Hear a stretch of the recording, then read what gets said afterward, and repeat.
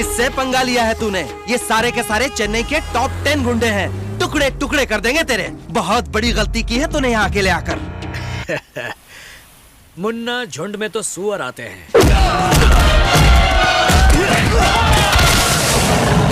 शेर अकेला ही आता है।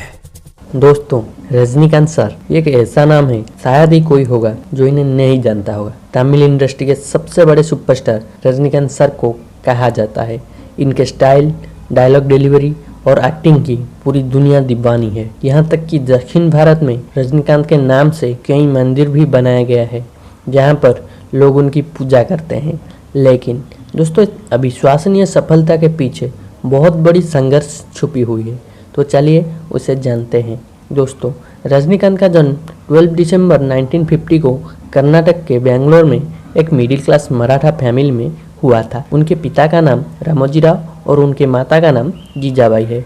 बचपन में उनके माता पिता ने उनका नाम मराठा वीर राजा छत्रपति शिवाजी नाम पर शिवाजीराव गायकवाड़ रखा था। उनके पिता एक पुलिस कांस्टेबल और माँ एक हाउसवाइफ थी। 4 भाई बहनों में रजनीकांत सबसे छोटे थे। 1956 में उनके पिता के रिटायर होने के बाद उनका पूरा परिवार बेंगलोर चला गया, जहां पर उनका खुद का घर था। जब रजनीकांत 6 साल के हुए तो उनके एडमिशन गगीपुरम गवर्नमेंट हाई स्कूल में कराया गया, जहां पर उन्होंने पढ़ाई शुरू की।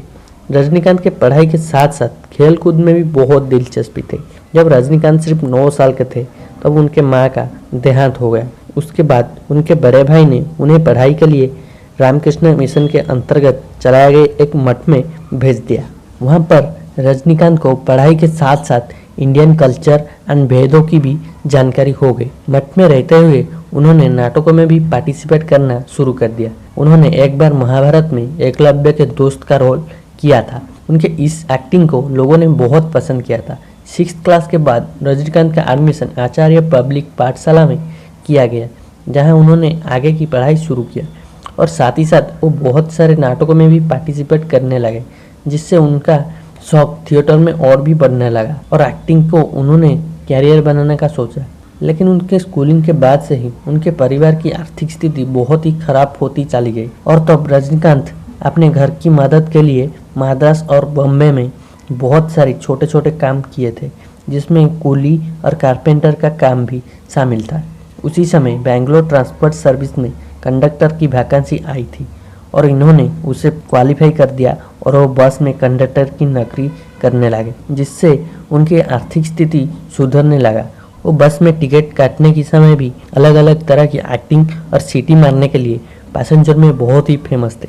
उसी बीच रजनीकांत ने मद्रास फिल्म इंस्टीट्यूट का एडवर्टाइजमेंट एक न्यूज़पेपर में देखा, जो फिल्मों में एक्टिंग के लिए कोर्स करवाती थी। जब रजनीकांत ने एक्टिंग सीखने की बात अपने घर पर की, लेकिन उनके परिवार वालों ने पैसे ना होने की वजह से उनको सपोर्ट नहीं किया। लेकिन रजनीकांत के साथ काम करने वाले एक दोस्त राज बहादुर ने एक्टिंग की तरफ उनका पागलपन को देखा था और इसी वजह से उन्होंने मद्रास फिल्मी इंस्टीट्यूट में रजनीकांत के एडमिशन के लिए उनकी पूरी मदद की और फिर रजनीकांत ने कंडक्टर की जॉब छोड़ दी और 1973 में एक्टिंग सीखने लगे। कुछ पैसों के लिए वो जगह जगह पर जाकर एक्टिंग भी किया करते थे।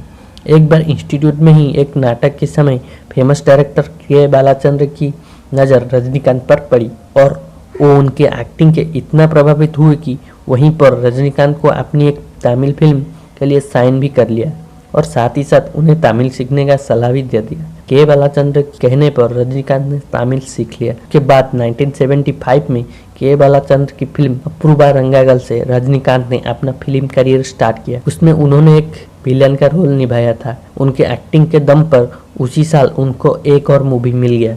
फिर उसके बाद रजनीकांत ने कभी भी पीछे मुड़कर नहीं देखा और अपने एक्टिंग के बदौलत तमिल फिल्म के सुपरस्टार बन गए। उसी बीच उनकी मुलाकात लता रंगाचारी से हुई, जो अपने कॉलेज की मैगजीन के लिए रजनीकांत के इंटरव्यू लेने आई थी। रजनीकांत ने लता को देखते ही उन्हें अपना दिल दे बैठा था और 26 फरवरी 1981 को उन्होंने शादी कर ली। तमिल फिल्म के सुपरस्टार बनने के बाद हिंदी फिल्मों में भी कदम रखा था और अपनी पहली हिंदी फिल्म अमिताभ बच्चन के साथ किया था, जिसका नाम अंधा कानून था। उसके बाद उन्होंने तमिल के साथ साथ हिंदी भाषा में भी बहुत फिल्म की। दोस्तों, रजनीकांत की सबसे बड़ी बात यह है कि वो आज भी इतने बड़े सुपरस्टार होने के बाद भी डाउन टू अर्थ हैं। वो असल जिंदगी में एक आम आदमी की तरह रहते हैं। वो असल जिंदगी में धोती कुर्ता पहनते हैं। अगर कोई भी व्यक्ति उन्हें मदद मांगने आता है वो उसे खाली हाथ नहीं भेजते। और यही वजह है कि वो आज तमिल इंडस्ट्री के सबसे बड़े सुपरस्टार रजनीकांत के नाम से परिचित है।